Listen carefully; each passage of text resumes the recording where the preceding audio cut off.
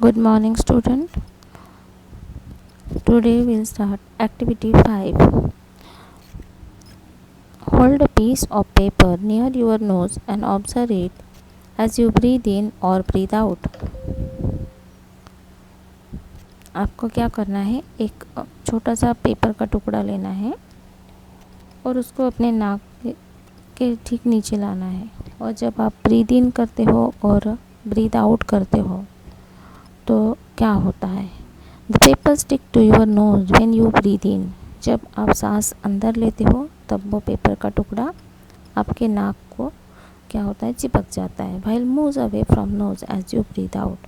और जैसे ही आप सांस को बाहर छोड़ते हो तब वो पेपर का टुकड़ा आपके नाक से दूर हो जाता है। When you stop breathing the paper does not move. और जब आप सांस रोक के रखते हो तब वो पेपर मूव नहीं होता है।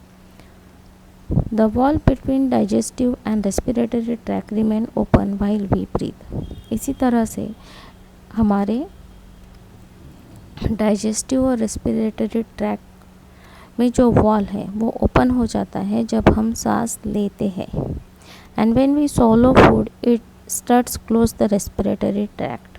और जब हम फूल को मतलब जो भी खाना खाते हैं उसको निगलते हैं तब वो रेस्पिरेटरी ट्रैक्ट से बहुत पास से जाता है। While swallowing hurriedly it may not close properly। और जब हम एकदम जल्दी जल्दी में खाना खाते हैं तब क्या हो जाता है, वो अच्छे से क्लोज नहीं होता है। And food pass into our respiratory tract.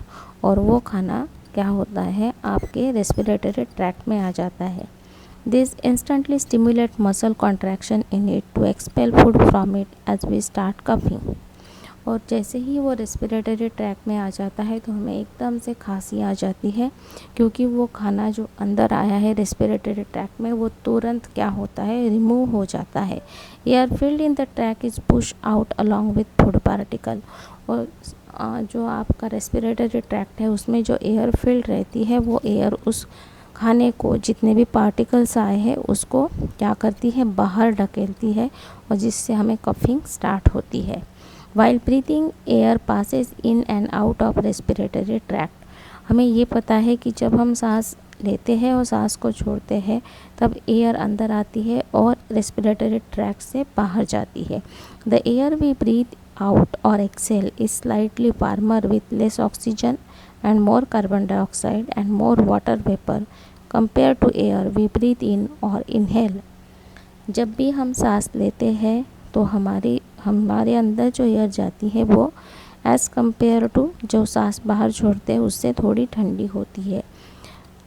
जो एयर हम जो ब्रीद आउट करते हैं तब उसमें क्या रहता है, कार्बन डाइऑक्साइड और water vapour. Let us do an activity to compare carbon dioxide level in atmospheric air.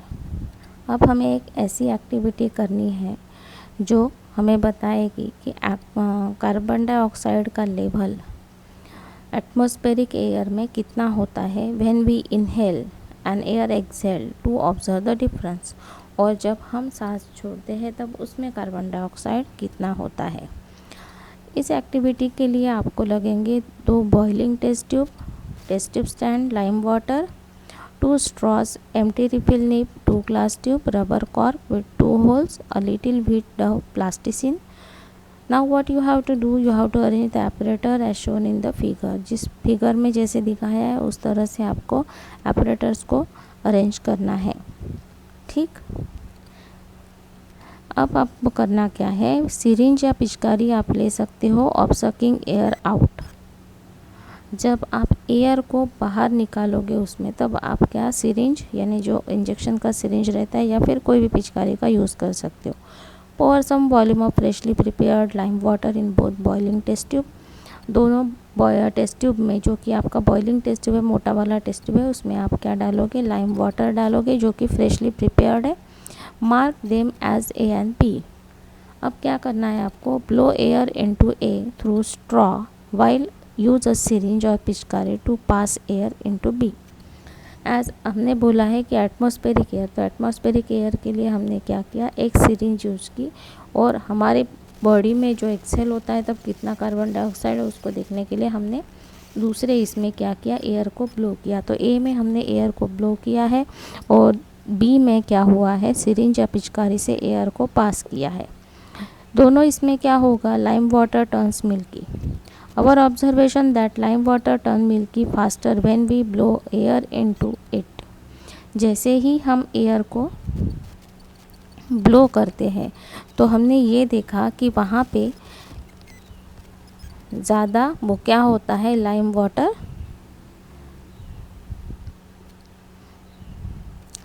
Water turns milky.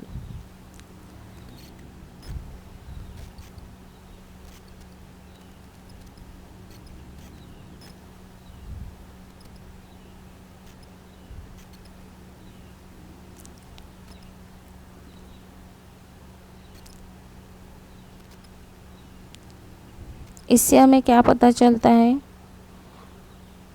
when we blow air into it indicate that there is more carbon dioxide in exhaled air than in inhaled air. We would have to know about the reactions in our cell that ultimately lead to this observation. और इसके लिए हमें कोई reactions देखनी पड़ेगी। मतलब हमने जब एयर ब्लो किया तो उसमें कार्बन डाइऑक्साइड ज़्यादा था as compared to atmospheric air. We have studied that digested food, जो हम खाना खाते हैं उसका डाइजेशन होने के बाद carbohydrates specially sugar, protein mainly amino acid and fats और fatty acid and gases reach cells via blood. हमें पता है कि फूड डाइजेस्ट होता है तो उसमें से क्या प्रोड्यूस होता है, carbohydrate means protein, amino acid, fatty acid and gases, और ये सारे क्या होते हैं, सेल के थ्रू ब्लड में आते हैं। Energy is obtain from all the constituent of digested food, और ये सारा जो खाना हमें डाइजेस्ट हो गया है उससे हमें एनर्जी मिलती है। अब हम एग्जांपल लेते हैं ग्लूकोज का। ग्लूकोज का ऑक्सीडेशन होता है तो large amount of energy release होती है। When we exercise or walk a lot, there is a dearth of oxygen in the cells of our muscle. When glucose still breaks down and energy is released. जब हम exercise करते हैं या तेज़ तेज़ चलते हैं तब हम देखते हैं कि हमारी सेल में ऑक्सीजन का लेवल जो है वो मेंटेन रखने के लिए ग्लूकोज क्या करता है, ब्रेक होता है और हमें एनर्जी मिलती है। The amount of energy is less as that during complete oxidation.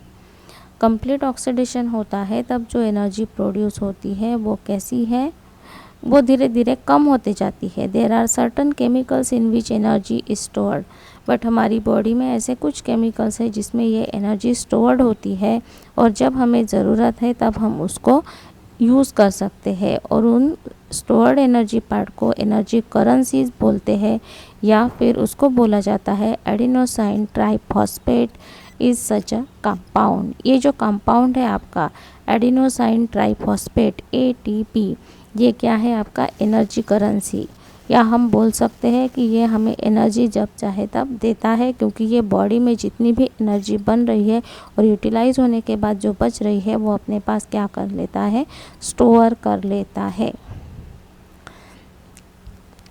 In cytoplasm. अब ये प्रोसेस कैसा होता है, ब्रेकडाउन ऑफ ग्लूकोज, उसको हम समझने की कोशिश करते हैं। जो हम खाना खाते हैं उससे ग्लूकोज प्रोड्यूस होता है। ग्लूकोज का फॉर्मूला है C6H12O6, जिसमें 6 कार्बन्स होते हैं। फिर वो ब्रेकडाउन होता है और पायरूवेट में कन्वर्ट होता है जिसमें 3 कार्बन्स होते हैं। फिर ये जो पायरूवेट है वो क्या करता है, ऑक्सीडेशन प्रोसेस करता है। तो इन प्रेजेंस ऑफ ऑक्सीजन वो फॉर्म करता है carbon dioxide, water and energy, और इन एब्सेंस ऑफ ऑक्सीजन वो कहाँ जा रहा है, इन साइटोप्लाज्म, और वहाँ पे क्या हो रहा है, lactic plus energy muscles of animals. Then ethanol convert हो रहा है, इथेनॉल में कार्बन डाइऑक्साइड में energy in yeast cell and some plant cell. तो जहाँ पे ऑक्सीडेशन प्रोसेस होता है इन एब्सेंस ऑफ ऑक्सीजन, जो एनारोबिक और एरोबिक प्रोसेस हम आगे पढ़ेंगे उसमें ये चीज़ होती है। बट हमारी बॉडी में कार्बन डाइऑक्साइड, वाटर और एनर्जी फॉर्म होती है, पायरूवेट कन्वर्ट उसमें करता है। तो इस चीज़ को हमें अब समझना है कि fermentation is a process of breakdown of glucose in absence of oxygen called anaerobic condition. ये जो प्रोसेस हो रही है ये पूरी कैसी है, एनारोबिक है। ये प्रोसेस कैसी है, anaerobic condition, absence of oxygen. This naturally occurring process has wide spread industrial use, और ये इंडस्ट्रियल यूज़ में काम में आती है। जैसे कि इथेनॉल का प्रिपरेशन, इस प्रोसेस से लैक्टिक एसिड या फिर साइट्रिक एसिड इसी प्रोसेस से प्रिपेयर किया जाता है। Fermentation process in absence of oxygen. Try to draw this diagram, pathway of breakdown of glucose. The process of breaking of glucose to release energy occurs in the whole living world by pathways. तो पूरे विश्व में यानी पूरे world में इसी तरह से ग्लूकोज का ब्रेकडाउन होके एनर्जी मिलती है। Respiration is a process that involves all the processes from gaseous exchange to the breakdown of digested food to release energy। इस तरह से हम बोल सकते हैं कि रेस्पिरेशन एक ऐसा प्रोसेस है जिसमें क्या क्या इन्वॉल्व है। Respiration is a process that involves all the processes from gaseous exchange to the breakdown of digested food to release energy। Several products of respiration are useful to our body, while some are harmful and are expelled from the body। कुछ product जो है हमारी body के लिए useful होते हैं और कुछ जो है वो हमारे लिए हार्मफुल होते हैं, जैसे कि कार्बन डाइऑक्साइड, और वो हम एक्सहेल करते हैं। Now, certain products formed by our life processes or those that we consume and are in excess are removed from our body। जो प्रोडक्ट हम फॉर्म करते हैं ड्यूरिंग लाइफ प्रोसेसेस एक्टिविटीज़ में हम उसको यूटिलाइज़ करते हैं, और एक्सेस में जो है वो हमारी बॉडी से रिमूव होता है। Carbon dioxide is removed as breathe out. जैसे ही हम सांस लेते हैं तो कार्बन डाइऑक्साइड ब्रीथ आउट यानी बाहर जाता है। Excess salt removed in sweating. हमारी बॉडी में यदि एक्सेस साल्ट प्रोड्यूस हो रहा है तो वो पसीना आता है। Urea and uric acid urine के द्वारा बॉडी में से रिमूव होते हैं। We have a system that mainly forms urine from blood that flows through it, control its volume, expel it from our body, which we called as excretory system।